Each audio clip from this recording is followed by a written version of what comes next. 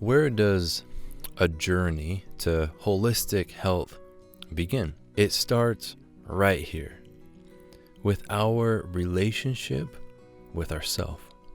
Your health starts with your relationship with you. So we ask ourselves a simple question. Who am I? Now, I don't think pages of theory or logical answer is really so valuable as quieting the mind so we can experience and feel, who am I? For relationship with self, I'm going to share something really simple that was really helpful for me, because how I regard myself and me is core and key to a healthy and happy life. The tool is really simple. Who am I? I am me, myself, and I am. On the flip side of happiness, what causes misery? It may largely be the emptiness of an unfilled identity that persistently leads us searching for more and never finding it. And if it could keep on searching for more, the wrong things will fill me up. So who are you? The answer is simple. I am me, myself, and I am. One of the simplest, most beautiful meditations. Are you committed to knowing yourself? It's true that we can choose to be what we want to be, and to do that, we have to start from where we are. When it comes to place, you could ask yourself, where am I? And that meditation too would be, I am here. And that might be the second most important meditation. And it's related to this question, who am I? I am me, myself. I am all that I am.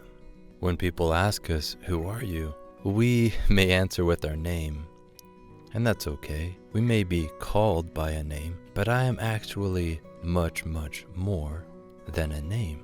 This self is worth experiencing, exploring, because my experience of self may be the root of my joy.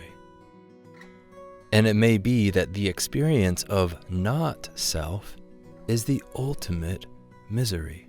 And that's the point, for you and I to experience what we are not, so we can really know and experience what we are.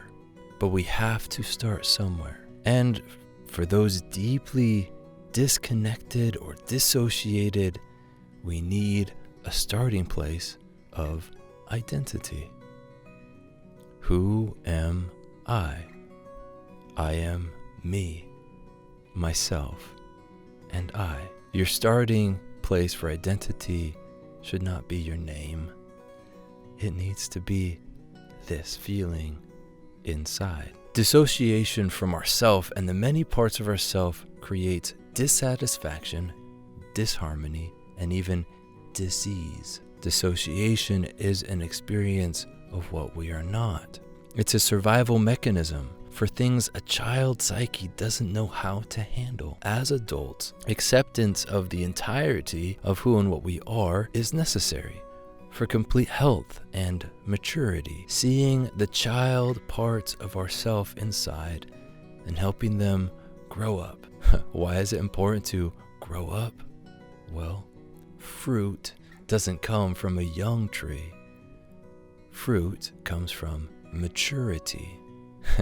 And that fruit can taste so good. So start here. I am me, myself, and I. We all divorce from parts of ourself, and we can all reawaken to more of who and what we are. The divorce from parts of self started the moment we were brought into a family or culture and taught where there were things, ways we should not act. Trauma, neglect, or abuse leads a child to dissociate and divorce from parts of self as well. This was the beginning of your shadow. Every time you were taught who you should be, the parts of you that were not that thing that you should be were relegated to your shadow. And in the shadow of the heart and mind, those parts of ourself don't grow. And sometimes that's where demons hide. So as you start this quest to see who you are, you need courage and compassion. This is a quest, the most important one. Carl Jung says, the most terrifying thing is to accept oneself completely. Choose courage and compassion. And when you don't know where to start right here with this statement: I am me, myself, and I am all that I am.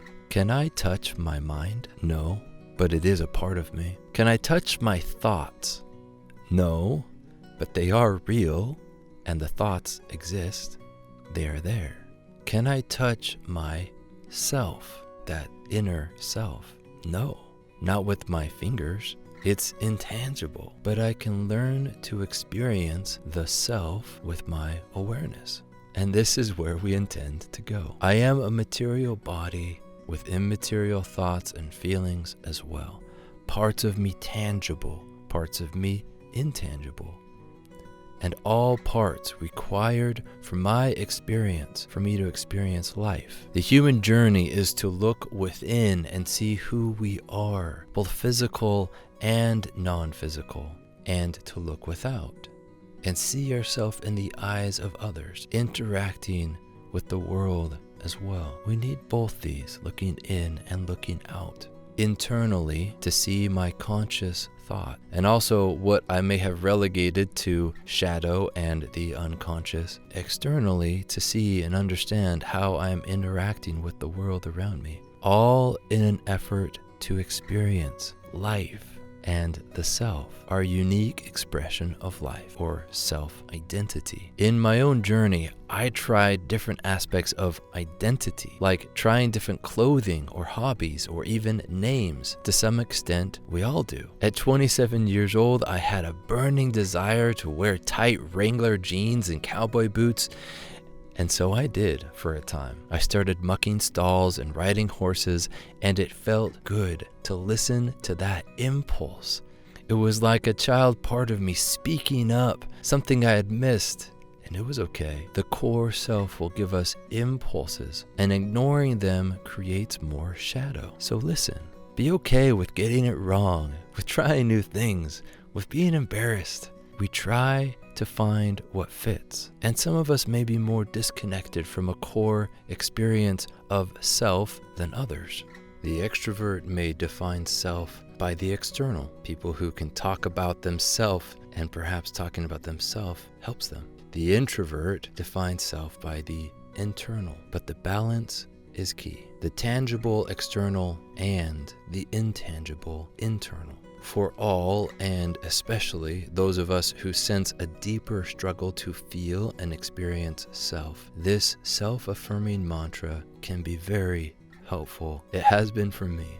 The 4-part self-affirming mantra can help anyone connect to their core experience of self. So first, quiet the mind, and it goes like this. I am me. I am myself. I am I. I am. As you say it, notice the feelings in your body. Can you connect with the words as you listen inside? I am me, myself, and I. What is yourself? According to Carl Jung, it is the unity of all parts of you. It is your core. And you may have to go through some shadow to find it.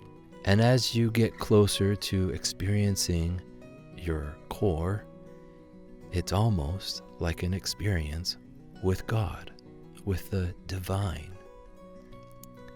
The self, the whole self, has many parts. The journey to wholeness, health, and growth is the harmonious balance of all of who and what we are.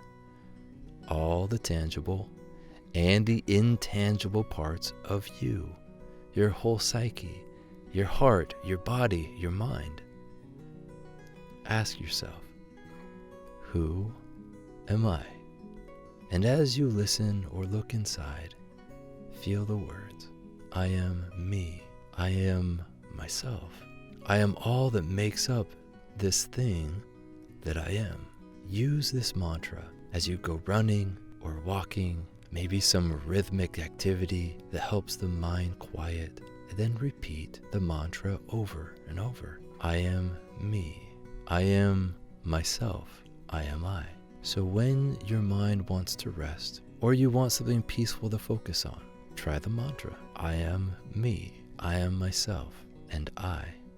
Let the mind rest on the words. We may by default be introverted or extroverted, but we all must look inside. As Jung wrote, who looks outside dreams, who looks inside awakes. And as I like to say, we cannot see clear until we experience more clearly the seer who is seeing. Who are you? When you close your eyes, I am me. I am myself. I am I. I am all that I am. I am.